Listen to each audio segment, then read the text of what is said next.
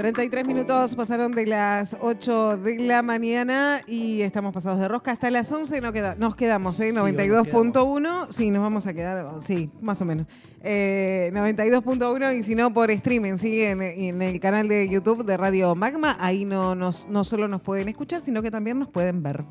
Muy bien, y tenemos visitas aquí en el estudio. Es muy grato para nosotros recibir en principio una vecina. Sí. Porque primero que cuidar el barrio. Claro. Y por supuesto, estamos hablando de la doctora Silvia Montserrat, titular del juzgado número 1 de familia. Vamos a hablar de diferentes cosas, pero en principio el tema que nos convoca es esto de la subrogación de vientres, algo que ya nos suena raro. Y vamos a tratar de desentrañar qué se esconde, cuáles son las aristas de este fenómeno que está muy en boga hoy en día, no solo de hoy, viene de hace un tiempo. ¿Cómo le va, doctora? Buenos días. Sí, buenos días, gracias por recibirme. Me gustó la introducción, ¿no? Porque una de las cosas que yo venía pensando es que los abogados tenemos una jerga, un lenguaje jurídico, y nosotros siempre creemos que todo el mundo entiende de lo que estamos hablando, ¿no? Claro. Y cuando uno llega en la radio, llega a un público tan diverso, y la pregunta es ¿hasta dónde la gente entiende qué significa un vientre subrogado? Un vientre subrogado es una mujer que lleva adelante un embarazo sin voluntad de ser madre. Es decir, en realidad tiene lo que llamamos la voluntad procreacional, pero no tiene la voluntad de maternar. Claro, el deseo. Es decir, claro. Es decir, en realidad por eso también vulgarmente se lo llama vientres de alquiler. Entonces, esto puede suceder por distintos motivos. En el mundo, esto obviamente genera una situación no solo legal, pero también bioética. ¿Por qué? Porque para la Argentina, aquella mujer que pare, la que va a parir a esa criatura, es la madre. Ahí no hay discusión posible. No importa si tiene ADN de esa madre, si tiene el óvulo, no importa. Ajá. Es decir, para la ley automáticamente, y el médico por eso cuando hace el certificado, dice que fulanita de tal ha tenido una criatura de tal sexo. Ahí está. Es la madre. Es la madre. Directamente eso no tiene discusión. Entonces, estamos hablando de una mujer que para la ley es la madre, pero que en realidad ella ha llevado un embarazo sin la voluntad de maternar. O sea, sabiendo que es lo que se llaman, en realidad sería un embarazo por encargue de otras personas. Bien. Esto puede ser. En el mundo no está bien. Hay lugares en donde está absolutamente prohibido. Hay lugares como Estados Unidos que es un contrato entre los vientres, entre las mujeres que prestan su cuerpo para eso y el padre, la madre, los padres, los padres o las madres que quieren tener ese hijo. Tenemos 3 historias muy públicas, la de Luciana Salazar, que era una mujer que en realidad ella nunca dijo que fuera estéril, sino que directamente nunca quiso llevar adelante un embarazo, la de Marley y la de Mendoza, tres casos muy conocidos que trajeron sus hijos de vientres subrogados de Estados Unidos. Al ser un contrato significa que se paga y además de pagarse, en Estados Unidos se permite elegir hasta los adoptantes, hay como un casting. Claro. ¿No? Hay un book. Sí, evidentemente debe haber un book, porque si uno mira a los niños, todos tienen como parámetros más o menos parecidos, ¿no? Bien. En Argentina, cuando se modifica el Código Civil y Comercial de la Nación, era un tema, piense que eso fue el 2015. Era un tema, en general los temas de familia para la sociedad argentina han sido temas de evolución lenta. Fíjese el tiempo que nos llevó llevar a un divorcio. Claro, sí, te iba a decir la ley de divorcio. Claro, sí. El tiempo que nos llevó llegar al divorcio. Fue más corto, creo que yo, el llegar al matrimonio igualitario. Sí. Pero en general, por eso yo siempre digo que el derecho no crea la cultura de la sociedad. El derecho reconoce que hay un cambio en la cultura de la sociedad. Va detrás. Y por eso la tiene que regular. Va detrás de la dinámica social, digamos. Va atrás, absolutamente atrás. Entonces, ¿Qué sucedía en ese momento? No se ponían de acuerdo, era un tema todavía más incipiente, entonces esto no se reguló en el Código Civil y Comercial de la Nación, sino que se dejó liberado a que una ley posterior lo regulara. Esto nunca se reguló. Y yo creo que nunca se reguló porque en el fondo todavía la sociedad no se pone muy de acuerdo en exactamente cómo queremos que eso se regule. Y no solo es lo del vientre subrogado, sino también toda la fecundación extracorpórea. O sea, ¿qué hacemos con esos embriones que quedan congelados? Claro. Y que para una parte de la sociedad son personas, y incluso para una parte de la ley, o una parte de los juristas, no de la ley porque la ley no reguló, para una parte de los juristas son personas, y para otra parte de la sociedad y para otra parte de los juristas no son personas. No son personas hasta que no están implantados en un seno materno. Entonces, hay toda una cuestión ahí que era mejor en esto no nos metemos. Ajá. Pero la realidad es que la ciencia avanza y la gente hace uso de los métodos científicos. En algunos casos, y veremos por qué mi preocupación con relación a esto, saltaron dos temas. Un tema era un italiano que se llevaba una bebé muy pequeñita, casi recién nacida, quiso salir de la Argentina con un poder de la mamá. Recordemos que la mamá es aquella que la ha parido. Ujú. Sí. Y a Migraciones no le sonó bien. Ahí le hizo como un run run, así que medio como que no aceptaron esto. Y al día siguiente o a los pocos días, este italiano vuelve con la madre, con la idea de viajar él, la madre y la bebé a Italia. Y Migraciones termina de no cerrarle. Claro. Entonces entran a averiguar las autoridades y resulta que este era un vientre subrogado y que esta mamá, una mamá de alta vulnerabilidad socioeconómica, había aceptado hacerlo a cambio de 10 millones de pesos. ¿Sí? Entonces acá tenemos por eso la pregunta es la siguiente: ¿hasta dónde una mujer que está en una condición socioeconómica vulnerable, que lo acepta hacer por plata, tiene una voluntad libre y ha sido suficientemente asesorada y acompañada en el trayecto para que esto lo pueda llevar adelante? Porque yo no tengo ninguna duda de que debe haber alguna consecuencia en su ánimo, Claro. en su espíritu, en su psicología. Hacer una cosa así por plata, sí, solamente lo hace por una cuestión económica. Y la otra cuestión, esta sí sale de un fallo de la Corte, de un fallo de la Corte de Nación, era un matrimonio de hombres que también habían tenido no me acuerdo si un bebé o una bebé, también ellos alegaban que era una amiga, que había una relación de socioafectividad. Entonces iniciaron, como obviamente en el nacimiento ella figuraba como la madre, ellos lo que querían era impugnar que la madre desapareciera de la partida de nacimiento y que ambos hombres quedaran como padres de la criatura. La Corte rechazó esto, alegándolo precisamente en la regulación que nosotros tenemos de que la madre es la madre. Claro. Y que no correspondía eliminarla de esta... pero insta al Poder Legislativo a que esto lo regule. Entonces, algunas veces me han preguntado, pero entonces, ¿esto es un vacío de la ley? Es un vacío de la ley. Claro. Entonces, ¿no tiene solución?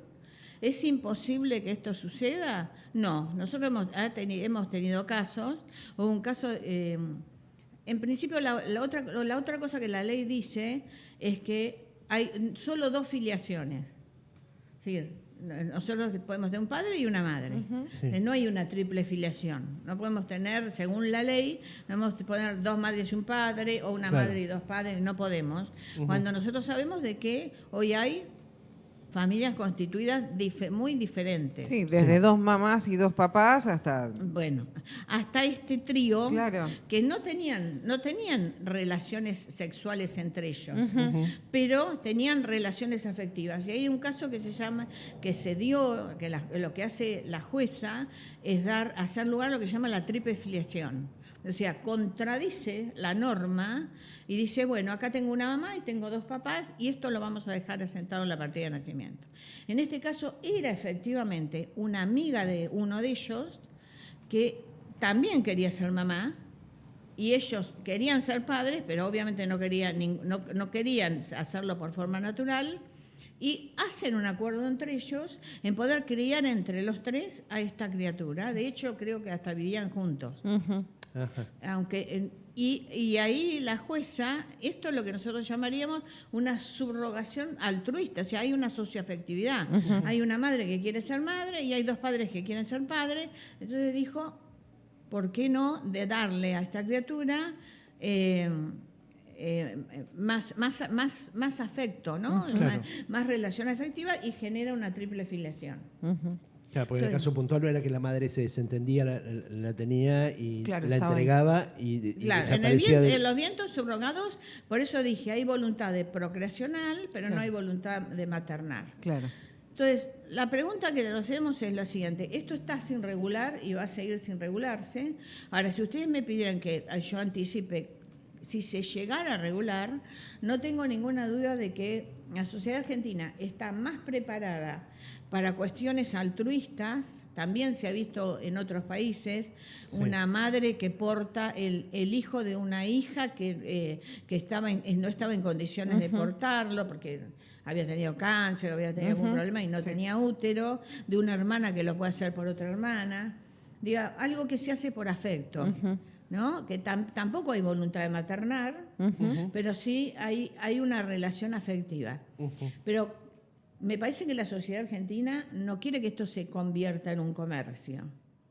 Me parece que no adoptar el modelo estadounidense. no va a adoptar el modelo estadounidense porque tenemos la absoluta convicción de que en la sociedad argentina las mujeres que se prestarían para la subrogación, salvo casos excepcionales como los que estoy mencionando, serían mujeres con alta vulnerabilidad socioeconómica. Seguro.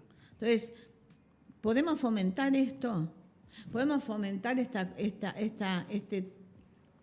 este acuerdo económico cuando una mujer solo lo está haciendo porque está en una mala situación socioeconómica? Y en lo personal creo que no deberíamos regularlo y creo que la sociedad tampoco quiere eso. Ahora, si ustedes me dicen, los jueces podemos resolver en vacío de la ley, de hecho se ha hecho. Y en la sentencia esta de estos padres también le dan otra figura posible, que era la que se llama la adopción por integración. La adopción por integración, que nosotros la usamos muchísimo, no hay vientres subrogados, sino que se tratan muchas veces de mamás que han criado sus hijos en soledad, o algún hijo en soledad, después tienen una pareja, incluso pueden casarse con esta pareja, tienen hijos con esta pareja, y esta criatura que existe un padre y a veces el hijo o la hija sabe exactamente quién es su padre, pero su padre nunca ha estado involucrado en su vida y reconocen a esta pareja o a este marido de su madre o a esta madre, porque también es al revés, o esta madre, como efectivamente aquel o aquella que ha cumplido el rol. Claro. Sí. Entonces, esa es una adopción por integración. Es decir, se adopta al hijo de su pareja y se convierte a través de la adopción en padre o madre, pero porque se genera un vínculo afectivo. Lo que nosotros hacemos en el juzgado es reconocer que el vínculo ya está. Claro. Porque cuando uno los entrevista a estos niños, a estas niñas, dice, ¿y vos por qué estás acá? Porque quiero que me cambien el apellido. ¿Y por qué querés que te cambien el apellido? Y porque fulano o fulana realmente me ha tratado como mi madre o ha sido como mi padre, etcétera. Entonces, en el caso de la Corte dice, había una madre, que era la que lo había parido, había un padre que era el que había dado el espermatozoide y por lo tanto era quien reconocía a esta criatura como hijo. Y el marido de ese padre podía hacer uso de la adopción por integración. Se hubiera convertido en padre igual. Es decir, ¿por qué no le gustó a la corte? A la corte ellos alegaron de que la madre, ellos tenían una relación afectiva con la madre, pero la verdad que la corte dudó de eso. Claro. La corte en realidad creyó, estoy convencida, y por eso lo negó, de que había un acuerdo económico atrás. ¿Y qué pasó con ese bebé? No, ese bebé sigue con sus padres. Con su mamá biológico, con su mamá, la que lo parió, digamos. La madre la madre no aparece. Ha sido criada por sus padres. Bien. Lo que pasa es que ellos lo querían borrar de la partida de nacimiento. Bien. Claro. Y en realidad, en alguna medida, también es desconocer. Me parece que, me pregunto yo cómo hacen, ¿no? Pero en algún momento uno tiene que sentarse con sus hijos y explicarles cómo ha venido a este mundo y también que entiendan, porque es parte de la identidad. Ha estado 9 meses en un vientre, algo de esta... Todo el mundo dice que hay una relación entre esa mujer que está llevando adelante el embarazo y ese bebé. Me parece que hace a una identidad, ¿no? Que hace la identidad saber de que hubo una mujer que me llevó en su vientre, pero que efectivamente no lo hizo con la voluntad maternal. Claro. Me parece que esa criatura tiene derecho a saber que eso es parte de su identidad y que lo tendrá que trabajar. Yo no sé si lo va a afectar. Ninguno de nosotros sabemos si lo va a afectar psicológicamente a lo largo. No lo sabemos. Uno lo ve a los hijos de Ford, por ejemplo, y pareciera que no los afectó. Pero como... Claro, Ricardo Ford fue uno de los primeros casos que se conocieron en Argentina. Digo, para evitar todo este tipo de cuestiones, ¿no? y de vericuetos, ¿no debería haber alguna regulación? Yo creo que debería haber alguna regulación, sin lugar a dudas, pero vuelvo a lo siguiente, es decir, a veces los legisladores son temerosos de entrar en algunas regulaciones en donde todavía no saben cómo van a responder los ciudadanos. Claro, ¿no? como que no está muy claro, digamos, es algo nuevo para nosotros, relativamente para nosotros nuevo. Es nuevo. Nosotros todavía tenemos un concepto de familia, aun cuando hemos cambiado la constitución de quienes integran la familia, el concepto nuestro de familia es fuerte. Sí. Nosotros somos familiares, nosotros somos de gente de mucho afecto. Más allá de quienes conforman o de cómo esté conformado, es la familia en sí. Es la familia.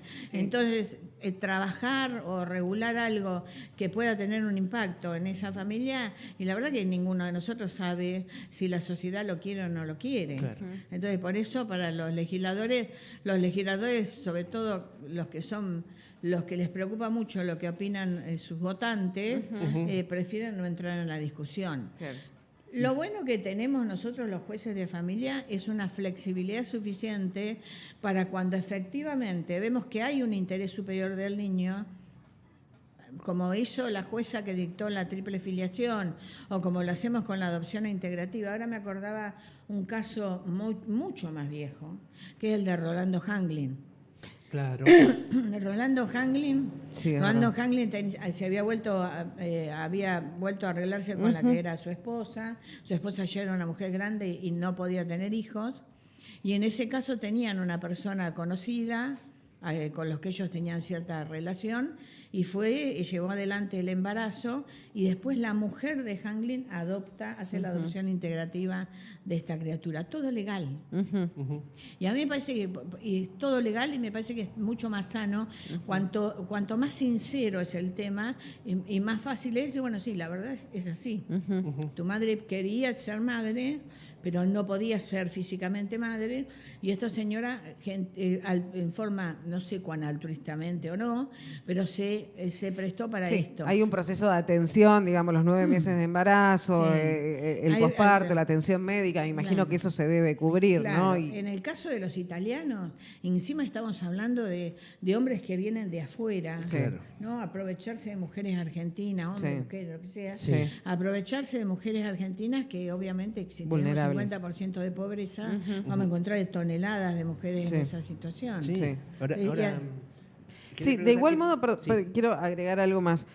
No es fácil el proceso del in vitro, ¿no? En este caso, o de... no, es muy difícil. Es muy difícil porque la mujer, sea vientre subrogado o porque quiera hacer un tratamiento de fertilidad, necesita un tratamiento previo, que es muy costoso. Es muy costoso, si bien hay cobertura. Pero la cobertura es tan básica, es muy que básica, solo para un embrión. Sí. Y la probabilidad in vitro, de que ese embrión se convierta en un bebé, por eso es que se producen muchos embriones y por eso nos da otro problema que tampoco la ley lo ha resuelto, es qué hacemos con los embriones que están, todavía conservados. Ese es otro gran tema. Por eso aquellas personas que tienen embriones congelados, cuando los quieren desechar, tienen que acudir a la justicia y pedir autorización a la justicia para que la justicia decida si los autoriza o no los autoriza. Porque al no estar regulado, los médicos no lo quieren hacer. Entonces, ese también es un proceso que requiere la intervención de la justicia. Lo que nosotros decimos los jueces es que hay, en lo personal, sobre todo yo opino, que a veces prefiero que nos dejen a nosotros el vacío de la ley, que si nos van a dar una ley que después va a ser rechazada por la sociedad o incluso por los mismos jueces. A veces nosotros podemos encontrar algunos, cuando realmente es una relación sana, ese chico va a ser criado con la verdad de su historia, no se le esconde a la madre, porque en esto de impugnar la maternidad, que es el caso que llega a la Corte, era una manera de esconderla a la madre, ¿no? Y eso no me parece bien. Mejor entonces que dejarlo a que el juez decida ante la particularidad de cada caso, porque una ley es general. Una ley es general. Y estos temas son más bien complejos y muy particulares. El mundo en general, digamos, Estados Unidos es casi la excepción de la regla. En general, en el mundo hay lugares que está prohibido y hay lugares que solo el altruista, el vientre subrogado altruista es el que está permitido. Pero no solamente se han aprovechado de mujeres latinoamericanas, también todo el mundo conoce de historias de cuando recién empezó la guerra de Ucrania, había varias cantidad de matrimonios argentinos que tenían bebés vientres subrogados en Ucrania. Sí, ¿no? O sea que pareciera que hay como... Sí, que de hecho se armó un vuelo, ¿no? Para que fueran varias parejas a buscar a sus bebés. Sí. Como un tour de... Sí. A mí, bueno, lo conocimos ahí. Realmente, el otro día leí un artículo que decía que cuando uno opta por un vientre subrogado es porque tiene prejuicios contra la adopción. Y yo creo que tiene mucho que ver con eso, ¿no?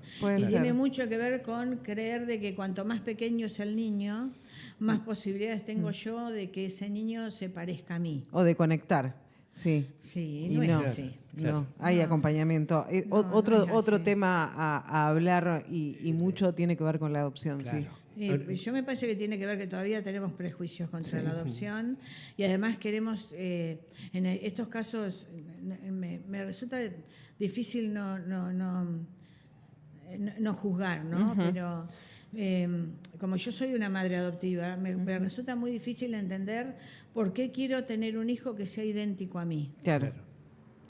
No, mis hijos no pueden ser más diferentes a mí, porque obviamente son adoptivos. ¿Y qué mejor? ¿Por qué tiene que ser igual a mí? ¿Qué tengo yo de maravilloso, de extraordinario, que quiero un clon mío? Al contrario, yo siempre lo digo en chiste, digo, no, Dios gracias, los míos son todos flacos. Ahora, Silvia, con respecto a esto de la regulación, sabemos que la justicia no se mueve en un ámbito aséptico, así en una burbuja, por suerte, sino que responde también a momentos políticos en general, digo, ideológicos, y hoy pareciera ser que la sociedad o quienes hoy nos representan en el gobierno son más bien del estilo norteamericano respecto de estas cosas. Digamos, dejar liberado al mercado, si se quiere también, bueno, explícitamente, nuestro presidente, cuando era candidato, hablaba de la donación, de poder vender órganos, ese tipo de cosas. ¿Son estos buenos momentos políticos o ideológicos para regular este tipo de situaciones? Es interesante esta pregunta, porque en realidad yo creo que la política solo afecta a la justicia federal. Bien. A la justicia civil y a la justicia de familia en particular no nos interesa en absoluto lo que opina el Poder Ejecutivo. Bien. Y le estoy diciendo a alguien que yo tengo muchas afinidades socioeconómicas con decisiones que toma este gobierno, pero esto no significa que como jueza de familia me impacte lo que opina el presidente. El presidente es su decisión, pero el presidente ni genera la ley, ni puede obligar a la sociedad a sus cambios culturales. Los cambios culturales en determinadas cuestiones no lo va a modificar porque un presidente crea que todo se puede comercializar. Porque la sociedad argentina no cree que todo se pueda comercializar. Bien. En general. Puede haber algunos chicos jóvenes todavía sin mucha experiencia que lo puedan pensar, pero la mayoría de nosotros vuelve al mismo. El núcleo familiar es importante, el cuerpo para nosotros es importante, nosotros nos preocupa enormemente el tema de la donación de órganos como un acto de amor, muy, muy difícil de tomar frente a un ser muy querido que ha fallecido, pero hay toda una sensación, tiene que ver con los valores que la sociedad argentina, esta sociedad argentina tan cascoteada y que yo creo que todavía los mantenemos. Así que por eso digo, no creo que en absoluto, por eso lo he dicho, incluso se lo he dicho a alguien muy cercano, ¿no?, que es gay, y no sé qué dije, me dijo no, porque ahora en esta sociedad, y le dije, el Poder Ejecutivo no hace la ley. Bien. Y además la ley, para que la ley sea aceptada y no sea una ley injusta o inconstitucional, tiene que estar en consonancia con lo que la sociedad acepta. O sea, ninguno de nosotros, en lo personal, estoy convencida que la enorme mayoría de los 114 jueces de familia que conformamos la provincia de Buenos Aires no aceptaríamos una ley, consideraríamos inconstitucional una ley que permitiera un contrato económico entre la madre y el que lo pide. Una cosa es que uno la proteja a esa mamá, si realmente no puede, para que tenga todos los cuidados ese embarazo y tenga una calidad de vida en cuanto a vivienda, en cuanto a alimentación, en cuanto a cuidado de su salud. Eso es una cosa. Sí. Y otra cosa es muy distinta decir, si vos subrogás, yo te pago. Tal cual. Son cosas diferentes. Y es más, creo que me parece que si yo quisiera alguien que subrogara, yo creo que yo, por lo menos como soy yo, y creo que los argentinos, la mayoría piensan como yo necesitaría un vínculo con esa mamá.